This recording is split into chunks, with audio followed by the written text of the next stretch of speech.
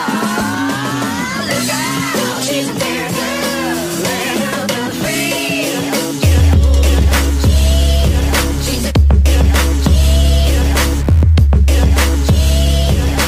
Hi everyone, it's me, Lincoln Eserio, aka Trendlings, at muling nagbabalik sa aking channel.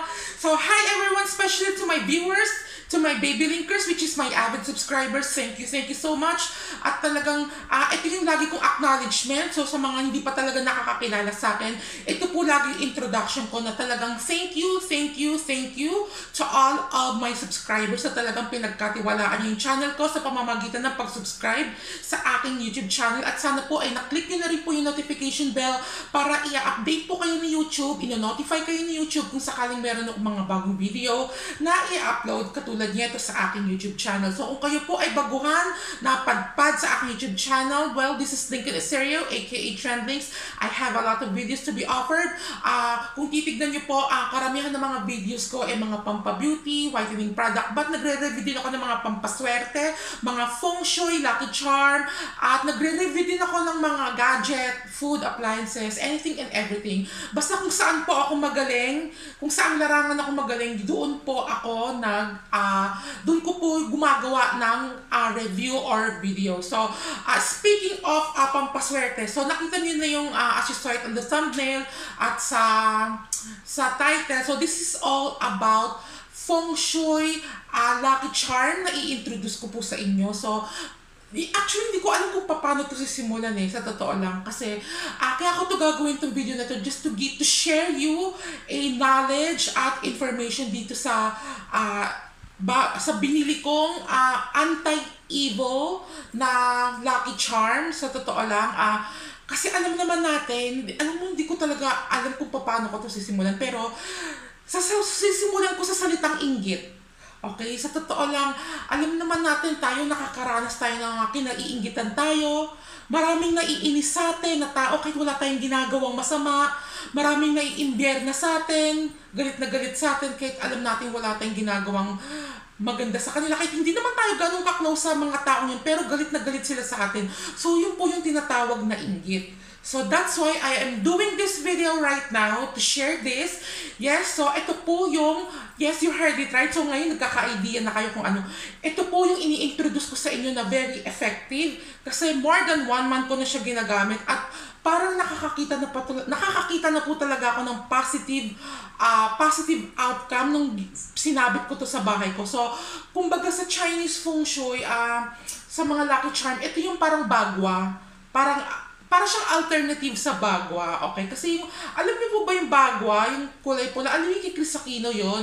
Yung bagwa na yun, ang ano talaga nun, ang effect nun is pampatanggal malas, pampatanggal negative energy. Pero etong ano naman, etong anti-evil eye, ang tawag po dito sa lucky charm na to, isa po siyang lucky charm na may pagkakahawig sa bagwa. Okay, so ang main purpose talaga nito, kaya mo siya isasabit. By the way, marami pong uri nitong anti-evil eye, lucky charm. Meron siyang in a form of yung parang yung disabit, yung hanging, panghanging sa bahay. Meron din yung parang bracelet. Yung parang bracelet, papakita ko po niya sa screen. Meron din yung parang keychain na anti-evil eye. At meron din yung parang kwintas. At meron din yung parang dinidisplay. So, maraming uri nitong anti-evil eye. So, nagkataon, ito po yung binili ko. Ang ganito, yung sinasabit sa harapan ng pintuan nyo sa bahay para pangtanggal negative energy. Okay, so again, just to give you a quick background, binili ko to sa China, pina-order ko sa Lazada, kasi mas assured ako kung sa China talaga manggagaling to kasi kini-cleanse talaga nila to bago nila ipadala. So, pag sinabing i-cleanse, lagi ko itong sinasabi sa inyo to pag nag-vlog ako ng mga lucky charm. Ito po yung nilalagay sa parang singing bowl or yung parang cleansing bowl. Tapos yung parang pinapatunog ng ganon. So, yun po yung pamamaraan para ma-activate yung power nitong kung ano man yung lucky charm na gusto nyong bilhin. So, para siyang may cleansing bowl.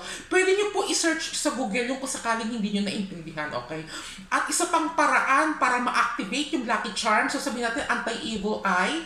Para ma-activate yung kanyang kakayahan na pakapagpatanggal ng negative energy, makapagpalayo ng mga taong inggitero at inggitera sa pamamagitan ng pag-insenso. So, ginawa ko nung binili ko to, as I've said, more than a month na siya sa akin. So, ang ginawa ko, nung binili ko to nung in-unbox ko, nilagay ko siya sa aking Chinese altar at nagsisindi ako ng insenso. Kasi everyday in the morning or in the afternoon, nagsisindi ako ng insenso at nilalapag ko to sa altar. Importante mapausukan to para ma-activate yung kanyang kakayahan.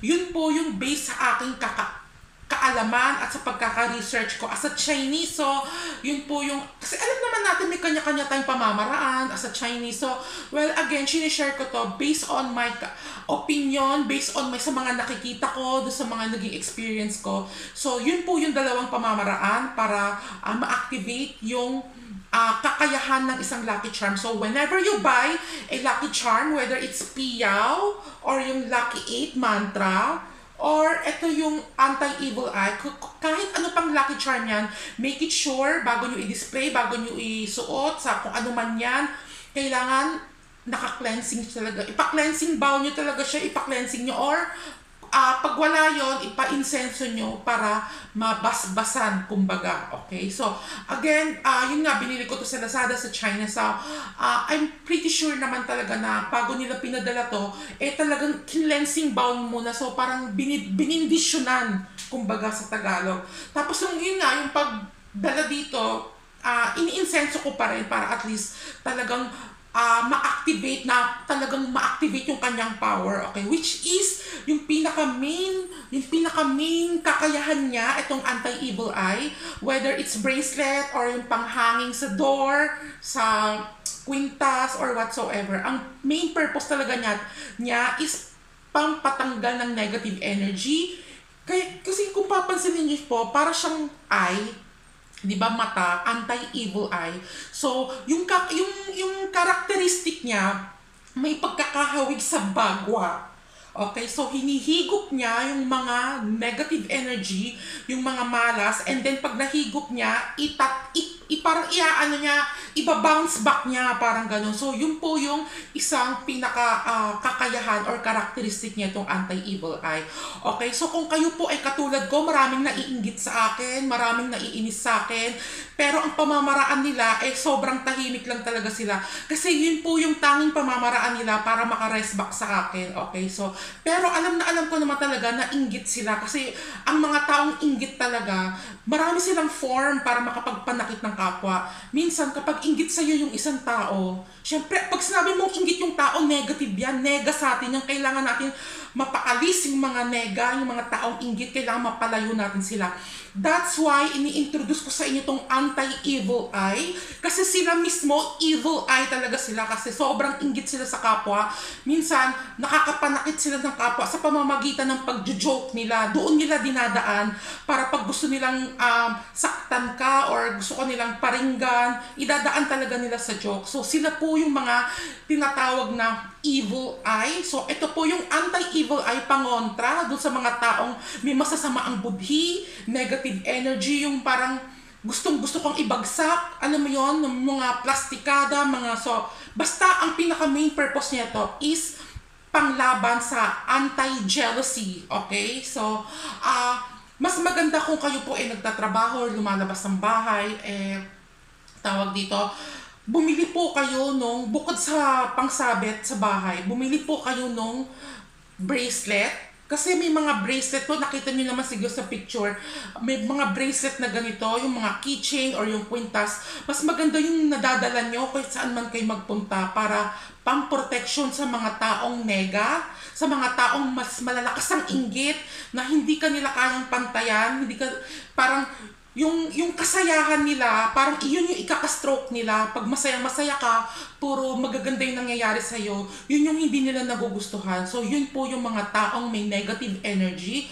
So, kailangan po talaga, magsuot po talaga kayo ng ganun. Hanggat maaari, ina-advise ko po sa inyo, yung sa mga taong, halimbawa, ikaw, kinaiinggitan ka, maraming naiinggit sa'yo. So, in short, maraming galit sa'yo, maraming inis sa'yo.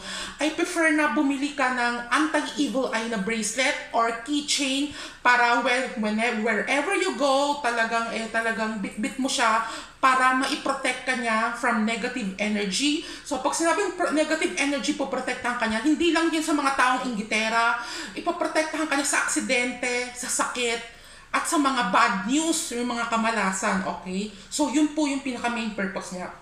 Pero, papatunayan ko po sa inyo na talagang nakakaano to. Kasi yung mga kapitbahay kong inggitera, yung mga chismosa, talagang napansin ko nung sinabit ko to sa pintuan ng bahay namin, parang unti-unti na sila nananahimik. Sa totoo lang, parang wala na akong nababalitaan sa kanila.